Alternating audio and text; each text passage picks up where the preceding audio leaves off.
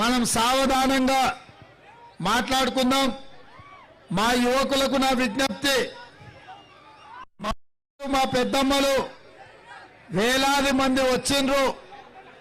వాళ్ళందరూ మళ్ళా గ్రామాలకు వెళ్ళి ఇక్కడ మనం చర్చించుకున్న అంశాలు గ్రామాల్లో చెప్పాలి. కాబట్టి మీరందరూ సహకరించి ఈ సమావేశాన్ని విజయవంతం చేయాలని కోరుతూ శ్రీమతి సోనియా గాంధీ గారు, శ్రీ మల్లికార్జున్ ఖర్గే గారు పరకాల శాసనసభ నియోజకవర్గానికి నాకు పెద్దన్న, ఈరోజు మీ అభిమాన నాయకుడు రేవూరి ప్రకాష్ రెడ్డి గారిని కాంగ్రెస్ ఎమ్మెల్యే అభ్యర్థిగా ఆశీర్వదించి ఇక్కడికి పంపించిండ్రు. మిత్రులారా, వాస్తవంగా ఈ శాసనసభ నియోజకవర్గంలో గతంలో కొండా దంపతులు ఉన్నప్పుడు ఇక్కడి కాంగ్రెస్ పార్టీ కార్యకర్తలకు ఎలాంటి భయము, ఎలాంటి ఇబ్బంది లేకుండే. కొండా దంపతులు వరంగల్ ఈస్ట్కు పోయిన తర్వాత మీ కష్టాలలో, మీ కన్నీళ్లలో, మీ పోరాటంలో సోదరుడు ఇనుగాల వెంకటరెడ్డి గారు మీకు అండగా నిలబడి ఎల్లవేళలా మీ అందుబాటులో ఉండి రాష్ట్ర కాంగ్రెస్ పార్టీ ఏ ఆదేశం ఇచ్చినా, ఏ కార్యక్రమం ఇచ్చినా తప్పకుండా క్రమశిక్షణ నాయకుడుగా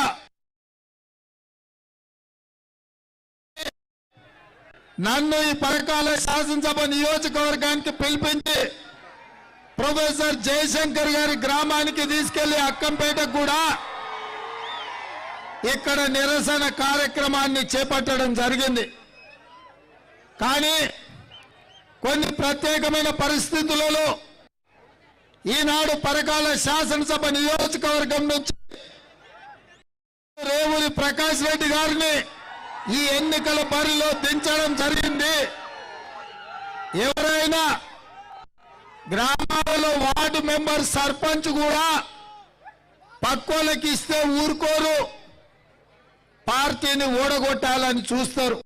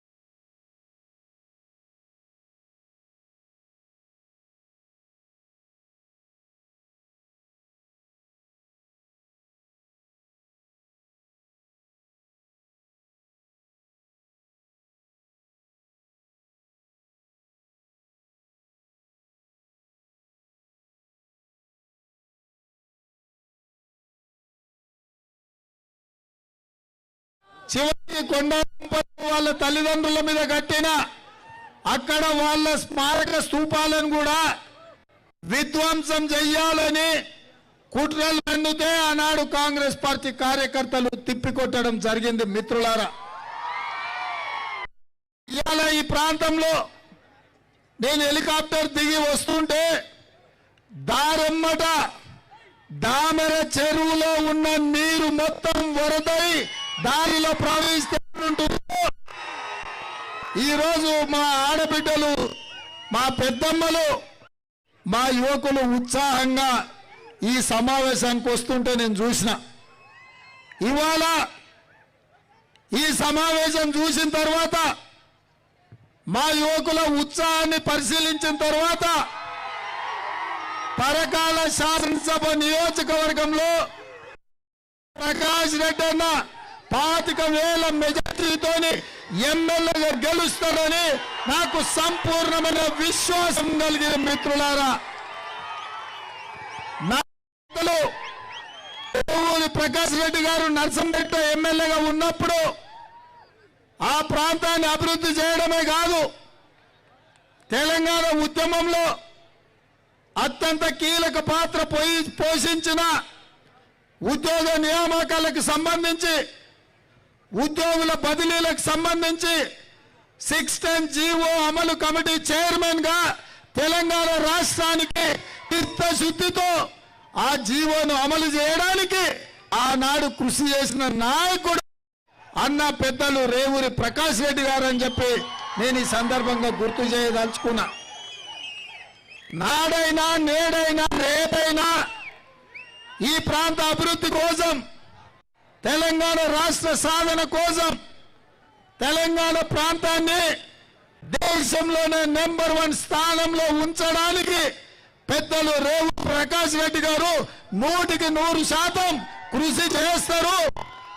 అదేవిధంగా పెద్దలు రేవూరి ప్రకాష్ రెడ్డి గారు పరకాల శాసనసభ నియోజకవర్గానికి సంబంధించి అది అక్కంపేట రెవెన్యూ విలేజ్ కావచ్చు, కొత్తపల్లి జయశంకర్ గారి స్మారక స్తూపం కావచ్చు, ఈ ప్రాంతం ఏ అభివృద్ధి కోసం పెద్దలు రేవూరి ప్రకాష్ రెడ్డి గారు తీసుకొని ఢిల్లీ హైదరాబాద్కు వస్తే సచివాలయంలో కూర్చొని మీ ప్రాంత అభివృద్ధి కోసం నిధులను మంజూరు చేయించే బాధ్యత పిసిసి అధ్యక్షుడు నేను. ఈ తెలంగాణకే నాటి సాయుధ రైతాంగంలో ఈ పరకాల ప్రాంతం మర పిరండి లాంటిది. ఆనాడు రజాకర్లకు వ్యతిరేకంగా పోరాటాన్ని ప్రదర్శించి నిజాం నిరంకుశ పాలన నుంచి విముక్తి కలిగించిన ప్రాంతం ఈ పరకాల ప్రాంతం.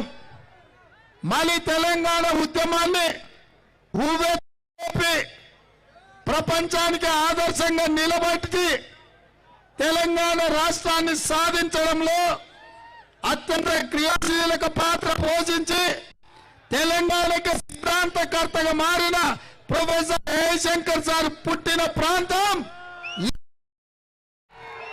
అందుకే తెలంగాణ రాష్ట్రంలో పరకాల శాసనసభ నియోజకవర్గానికి ప్రత్యేకమైన స్థానం ఇవ్వడమే కాదు, ప్రత్యేక నిధులు ఇచ్చి మీ ప్రాంతాన్ని అభివృద్ధి చేసే బాధ్యత కాంగ్రెస్ పార్టీ తీసుకుంటుంది మిత్రులా. అదేవిధంగా గత 30 సంవత్సరాలు ఈ వరంగల్ రాజకీయాలలో పెద్దలు ప్రకాష్ రెడ్డి గారు ప్రత్యక్ష పాత్ర పోషించిండు. ఈ రోజు ఈ జిల్లాలో ఒక మచ్చలేని నాయకుడు, ఒక అవినీతి మరకలేని నాయకుడిని చూపించండి అంటే మొదటి వరుసలో పెద్దలు రేవూరి ప్రకాష్ రెడ్డి గారు ఉంటారు. మీ పరకాల ప్రాంతం యొక్క ఆత్మగౌరవాన్ని, మీ పరకాల ప్రాంతం యొక్క ప్రతిష్టను తెలంగాణ రాష్ట్రంలో ప్రతి ఒక్కరికి గుర్తుండేలా చెరగని ముద్ర వేసే నాయకుడు పెద్దలు రేవూరి ప్రకాష్ రెడ్డి గారు. అందుకే శ్రీమతి సోనియా గాంధీ గారు, శ్రీ మల్లికార్జున్ ఖర్గే గారు, శ్రీ రాహుల్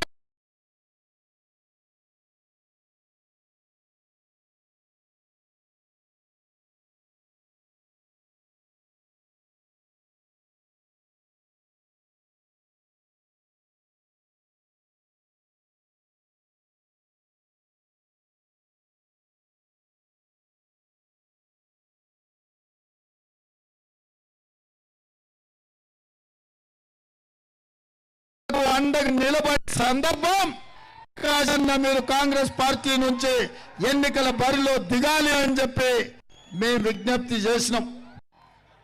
చిన్నవాడినైనా అన్నకు సొంత తమ్ముడు లాంటి నా విజ్ఞప్తిని మన్నించి ఇవాళ వారు ఎన్నికల బరిలో దిగిండ్రు.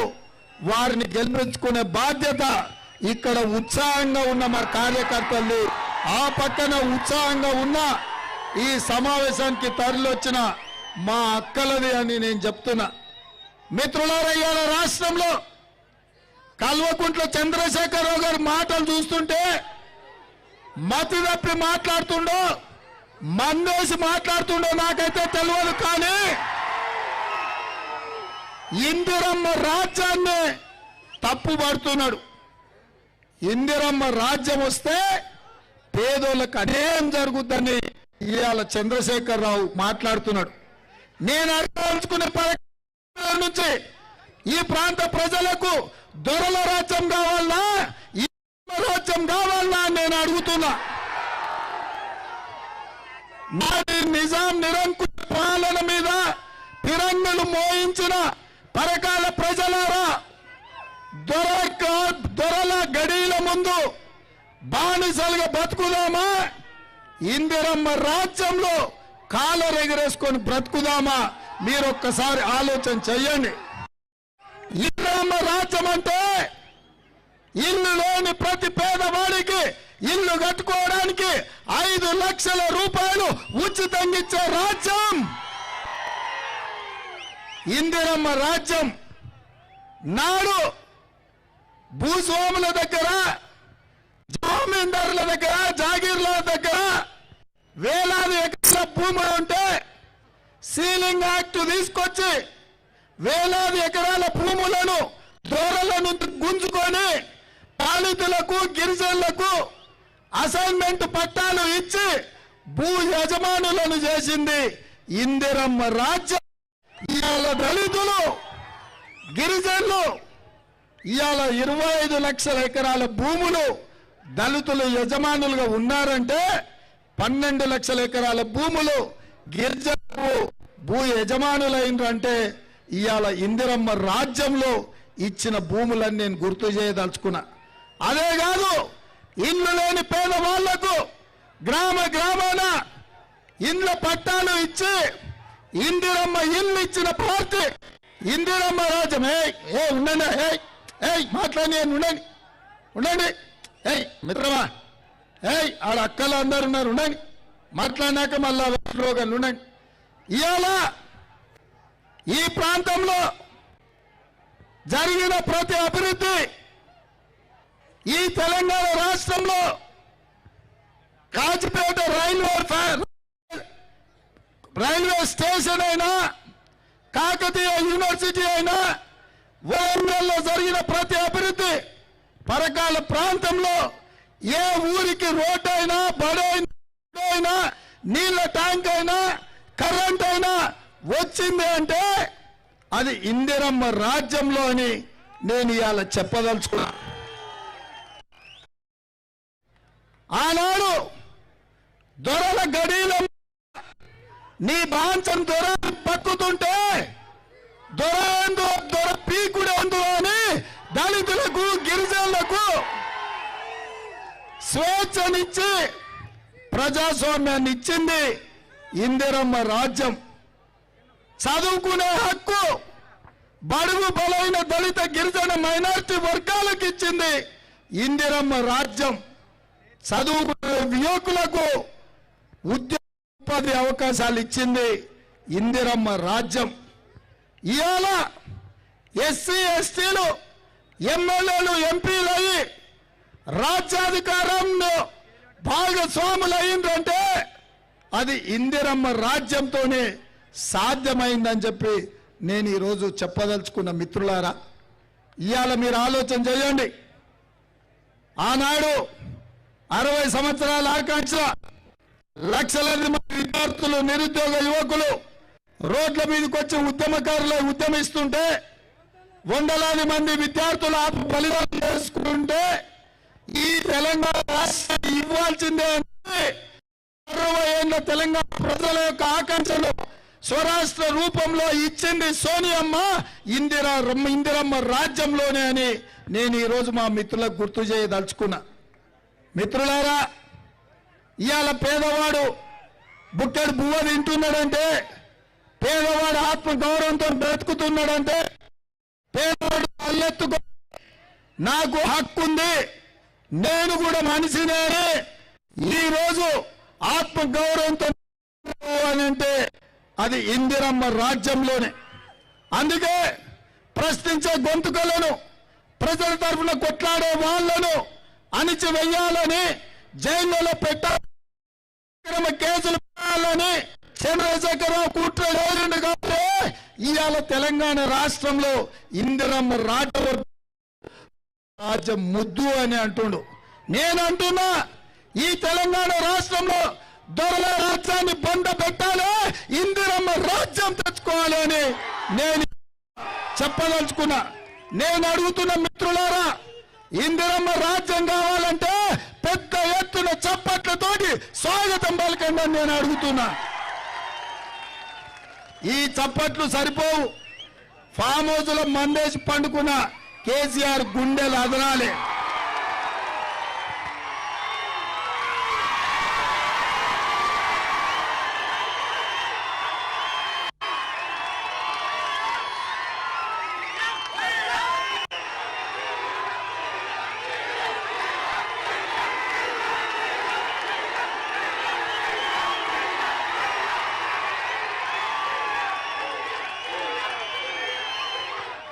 చంద్రశేఖరరావు పర్కాల నుంచి ఇందిరమ్మ రాజ్యం కోసం వేలాది మంది నిలదీస్తున్నారు. నీకు సిగ్గుంటే తక్షణమే ఇందిరమ్మ రాజ్యంకు ముక్కు నేలకు రాసి క్షమాపణ చెప్పాలి చంద్రశేఖరరావు నేను డిమాండ్ చేస్తున్నా. ఇవాళ అందుకే మిత్రులారా, ఇందిరమ్మ రాజ్యం కోసం తెలంగాణ రాష్ట్రంలో సెప్టెంబర్ 17 నాడు శ్రీమతి సోనియా గాంధీ గారు 6 గ్యారంటీలను తెలంగాణ ప్రజలకు ఇవ్వడం జరిగింది. సోనియమ్మ గ్యారంటీ అంటే సువర్ణ అక్షరాలతో లిఖించదగిన శిలా శాసనం. 2004 కరీంనగర్లో తెలంగాణ రాష్ట్రం ఇస్తాని మాట ఇస్తే ఎవరు వద్దన్నా, ఎవరు కాదన్నా, ఎవరు వడ్డొచ్చినా 2014లో మనకు తెలంగాణ రాష్ట్రం ఇచ్చిన మాట తప్పని మడమ తిప్పని నాయకురాలు సోనియమ్మ. ఆ సోనియమ్మ సెప్టెంబర్ 17 నాడు ఈ తెలంగాణ ప్రజల కోసం, ఈ తెలంగాణ మహిళల కోసం, ఈ తెలంగాణ రైతుల కోసం, ఈ తెలంగాణ విద్యార్థుల కోసం, ఈ తెలంగాణ నిరుద్యోగ యువకుల కోసం, ఈ తెలంగాణలో నిస్సహాయులుగా మిగిలిపోయిన పెద్ద మనుషుల కోసం 6 గ్యారంటీలు సోనియమ్మ ఇచ్చింది. ఇలా 6 గ్యారంటీలు నా మిత్రులు, నా కుటుంబ సభ్యులతో పంచుకోవాల్సిన బాధ్యత నా మీద ఉన్నది. మిత్రులారా, మొట్టమొదటి గ్యారంటీ మహాలక్ష్మి పథకం. ఈ మహాలక్ష్మి పథకంలో ప్రతి ఆడబిడ్డకు ప్రతి నెల 1వ తారీఖు నాడు సర్కారు కొలువు చేసేటోళ్లకు జీతం ఎట్లొస్తుందో ప్రతి నెల ఆడబిడ్డకు 2500 ప్రతి నెల ఇవ్వడానికి 2500 ఆడబిడ్డల ఖాతాలో వేయడానికి సోనియమ్మ నిర్ణయం తీసుకుంది. బిడ్డలకు ఇంటి ఖర్చుల కోసం, పిల్లల చదువుల కోసం ఎవరిని చెయ్యి జాసి అడగాల్సిన పని లేదు. పండుగ వస్తే సంతోషంగా చేసుకోవచ్చు. ఇదే కాదు, దీపం పథకం ద్వారా ఆడబిడ్డలకు గ్యాస్ పొయ్యి సిలిండరు ఇవ్వడమే కాకుండా 400 రూపాయలకు సిలిండర్ ఇచ్చేది.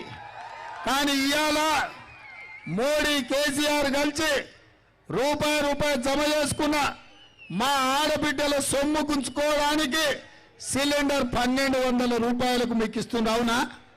అవునా అక్క? ఎంత ఈ నెల సిలిండరు 1200 కదా. ఈ నెల కేసీఆర్ ఉంటే 1200, వచ్చే నెల ఇందిరమ్మ రాజ్యం వస్తే 500 రూపాయలకే మీకు సిలిండర్ ఇచ్చే బాధ్యత సోనియమ్మ తీసుకున్నది. ఇదే కాదు, మా అక్కలు ఇవాళ మరి ఎట్టెట్లు వచ్చారో నాకు తెలియదు, చాలా మంది నడుచుకుంటూ వచ్చారు. అమ్మగారింటికి పోవాలన్నా, ఏదన్నా మనం తీర్థయాత్ర పోవాలన్నా, ఏదన్నా గుడికి పోవాలన్నా, 1000 స్తంభాల గుడి చూడాలన్నా, లేకపోతే రామప్ప మందిరం పోవాలన్నా కిరాయి పైసలు పెట్టుకొని పోవాలి. భర్తనో కొడుకునో అడిగితే ఇప్పుడు ఎందుకులేమో మళ్ళీ ఓదంగాని ఇప్పుడు ఏం తొందర అనేటోడు. ఇంటి ఆయన కోపం అయితే ఏడికి వాళ్ళు కిరాయి పైసలు లేక ఇంట్లోనే ఉండాల్సిన పరిస్థితి. అందుకే మా అక్కలకు ఆర్టీసీ బస్సులలో బస్సు ఏడ కనిపించినా చెయ్యి అడ్డం పెడితే బస్సు ఆపాల్సిందే, అక్కను బస్సు ఎక్కించుకోవాల్సిందే. యాడ దిగినా 1 రూపాయి తీసుకోకుండా ఆర్టీసీ బస్సులో మా ఆడబిడ్డలకు ఉచిత ప్రయాణం ఇవ్వాల్సిందే అని చెప్పి ఇవాళ కాంగ్రెస్ పార్టీ నిర్ణయం తీసుకున్నది.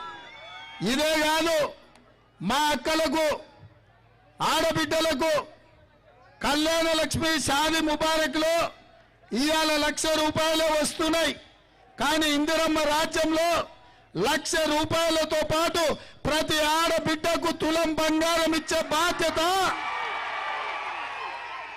ప్రతి ఆడబిడ్డకు షాదీ ముబారక్ కళ్యాణ లక్ష్మిలో తులం బంగారం ఇచ్చే బాధ్యత ఇవాళ కాంగ్రెస్ పార్టీ తీసుకున్నది.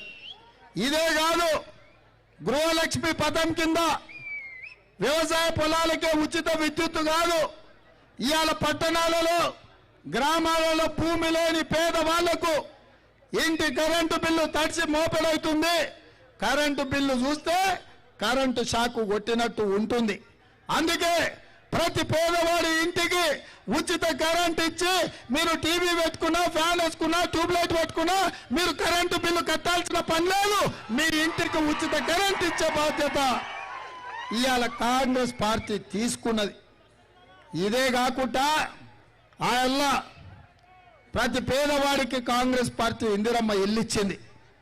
కేసీఆర్ ఏమన్నాడే, ఆ ఇళ్ళని చూపించి ఇవి డబ్బా ఇల్లు వద్దు, డబుల్ బెడ్రూమ్ ఇల్లు వద్దన్నాడు.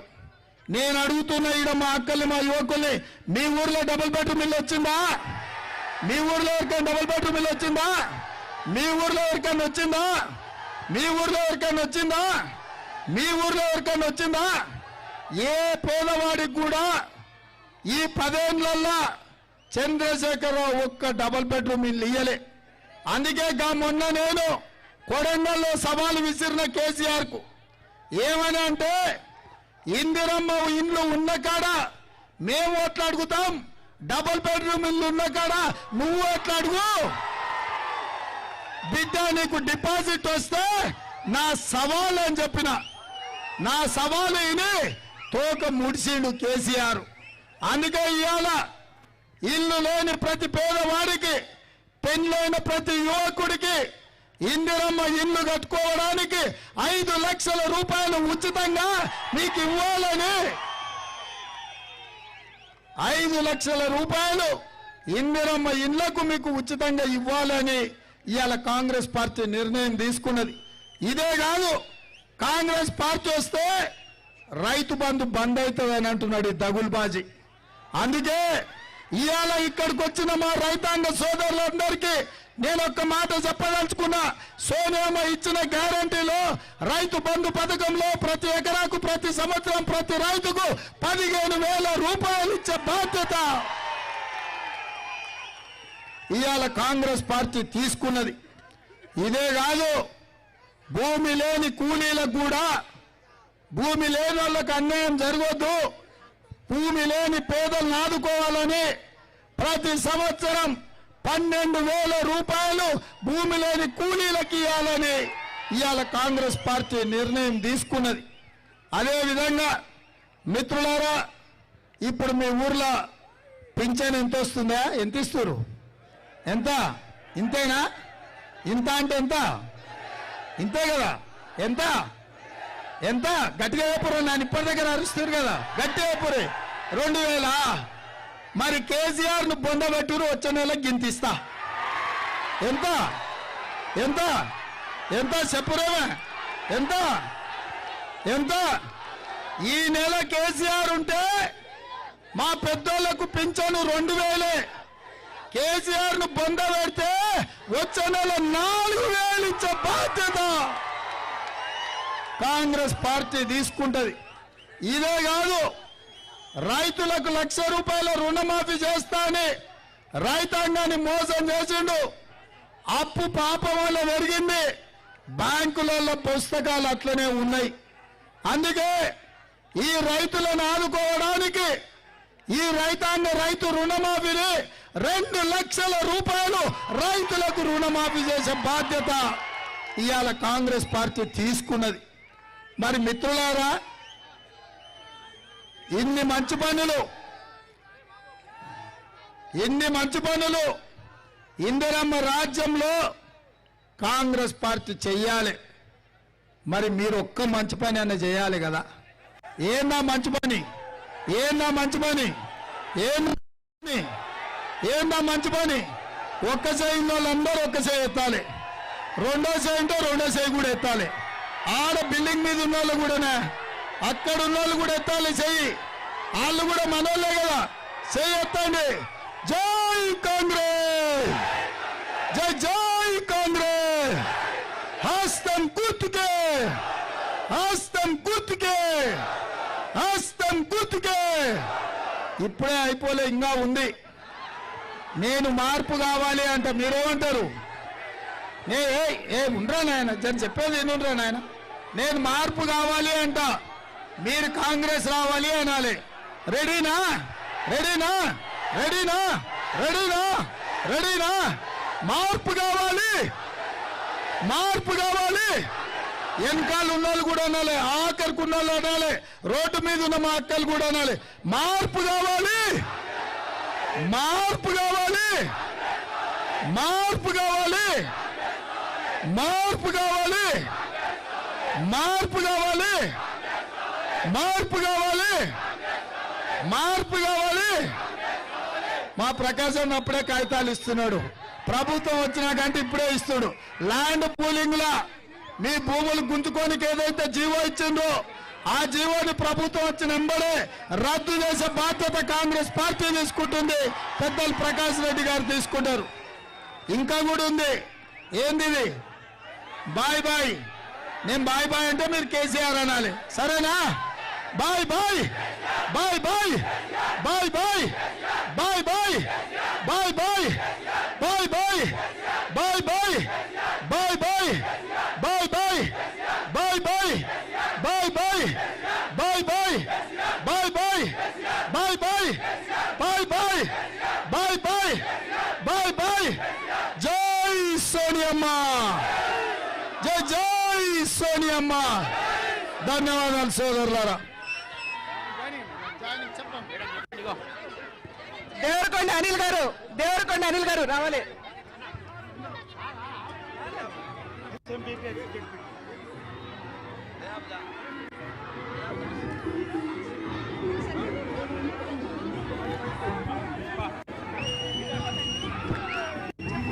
అనిల్ ఈరోజు ఫస్ట్ డివిజన్ వర్ధన